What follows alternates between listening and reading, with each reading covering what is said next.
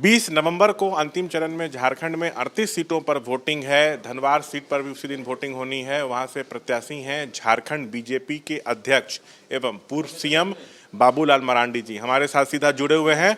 हम तमाम मसलों पर उनसे बात करेंगे। बाबूलाल जी, आपके सीट पर 20 तारीख को वोटिंग है, लेकिन पहले चरण की वोटिंग हो चुकी है, अब अंतिम चरण की वोटिंग होनी है। पूरे चुनाव में बीजेपी खुद को कहां देख रही है?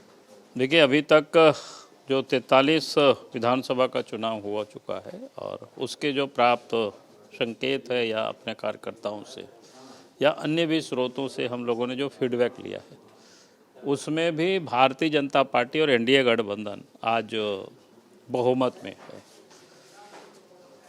और मैं कह सकता हूं कि जब सभी 81 विधानसभा सीटों के चुनाव हो जाएगी तो जिस प्रकार से जनता में जो उत्साह है हेमंत सोरेन को बदलने की, तो हम कह सकते हैं पिछले लोकसभा चुनाव में जो हम लोग 51 सीटों पर एनडीए गठबंधन ने लीड किया था, इस बार 51 प्लस सीटें आएगी। हमारा सर दूसरा सवाल है, बांग्लादेश घुसपैठ के मुद्दे पर आप लोग चुनाव लड़ रहे हैं। क्या बांग्लादेशी घुसपैठ सबसे बड़ा मुद्दा है झारखंड में? नहीं, वो भी एक बड़ा मुद्दा है। बाकी तो झारखंड जो कि घुसपैठ जिस प्रकार से हुआ है और उसमें भी खास करके जो ट्राइबल की जो पॉपुलेशन में कमी आई है, ओवरऑल झारखंड में 60 वर्षों में 10% की कमी आई है, संथाल परगना में 16% की कमी आई है। तो ये हमारे लिए, हम सबों के लिए ये चिंता का विषय है। अगर कोई एक वर्ग के लोग इतनी कम होते जाए लगातार, और 2021 तो कोरोना के कारण सेंसस नहीं हुआ। अगर सेंसस होता तो पता नहीं और कहाँ कितने बचे होंगे। तो इसलिए सबके लिए चिंता का विषय है। तो सरकार बनते ही क्या एनआरसी लागू होने का निर्णय होगा? स्वाभाविक है, हमने बार बार कहा कि भी सरकार एसआईटी गठित करेगी। और आज भी हाई कोर्ट ने जो निर्णय दिया था कि भाई आप भारत सरकार के गृह मंत्रालय और राज्य का गृह मंत्रालय दोनों सचिव मिल करके कमेटी गठित करें और इसको पहचान करें और ये इसका पता लगावे कि आखिर ट्राइबल की पॉपुलेशन कैसे कम हुआ है। एनआरसी भी लागू होगा सर? और निश्चित रूप से। अच्छा, ये बताइए सर, महागठबंधन के चेहरा हेमंत सोरेन है। जनता जानना चाहती है कि अगर बीजेपी की सरकार बनती है तो सीएम कौन होगा? अगर बीजेपी की सरकार बनती है और आप जीते हैं तो आप मुख्यमंत्री होंगे? नहीं, चुनाव का जैसे परिणाम आ जाएगा आप सब लोगों को बुला करके बता दिया जाएगा। अच्छा सर, ये बताइए, महाराष्ट्र में भी चुनाव चल रहा है, झारखंड में भी चल रहा है, बटेंगे तो कटेंगे या एक हैं तो सेफ हैं, बीजेपी का नारा क्या है? तो ये नारा बिल्कुल, इसमें क्या गलत है? आपने देखा होगा कि बाबा साहब भीमराव अंबेडकर जी ने क्या कहा था, शिक्षित बनो, संगठित रहो और संघर्ष करो। बटेंगे कटेंगे या एक? वही बात हो, तो शब्द का उच्चारण या अलग अलग ढंग से आदमी उसको रखता है। दोनों एक ही चीज आपकी? दोनों। अरे संगठित होना क्या बुरा है?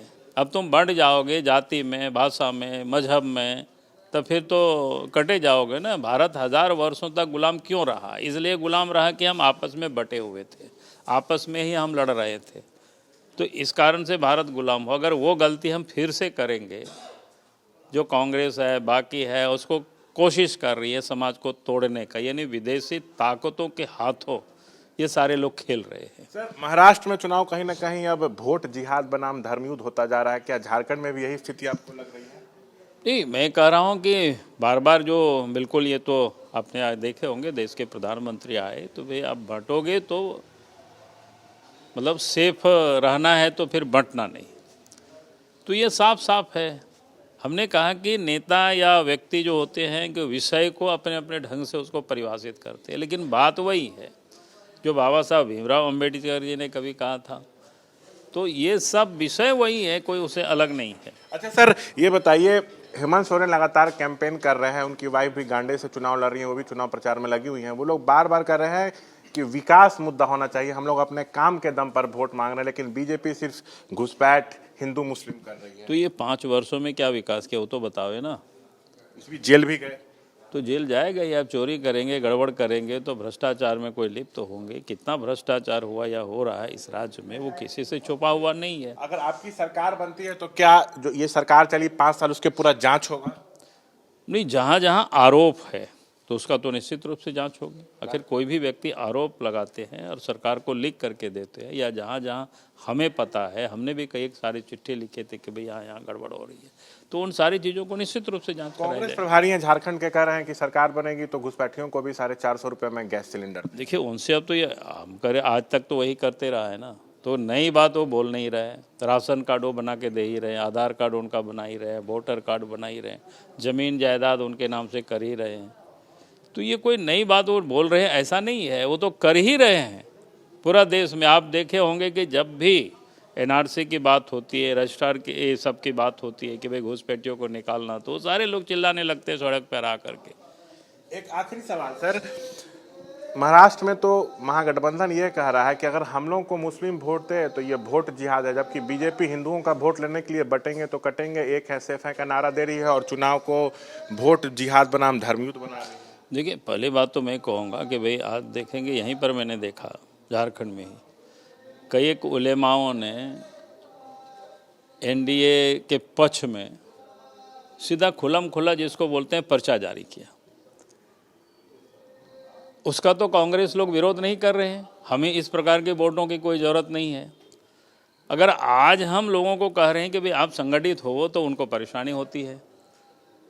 वही कांग्रेस पार्टी इंदिरा के ज़माने में आप जानते हो कि क्या कहते हैं, दिल्ली के जामा मस्जिद के जो इमाम से फतवा जारी कराते थे। भाई आप जब जारी कराते हैं तो आपको तो उसको तो कोई, आप तो कहते ना कि भाई हमें कोई नहीं, इस प्रकार के वोट की हमको ज़रूरत नहीं है। तो यहाँ भी चुनाव धर्मयुद्ध बनाम मतलब वोट स्वाभाविक है कि भाई लड़ाई तो हम लोग हमेशा भारतवर्ष में धर्म युद्ध ही लड़ा गया है। 20 को वोटिंग है, झारखंड के लोगों से क्या कहना चाहेंगे?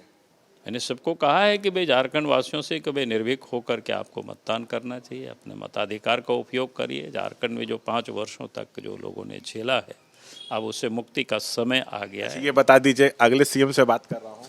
नहीं, मैंने बार बार कहा कि आपको रिजल्ट आएगी, बैठ करके हम लोग तय कर लेंगे और आप सबको बुला करके बता दीजिए। बहुत शुक्रिया। ये तो चुनाव पर बातचीत करते हुए बाबूलाल मरांडी, कैमरा पर्सन शैलेश के साथ शशांक कुमार, एबीपी न्यूज गिरिडीह।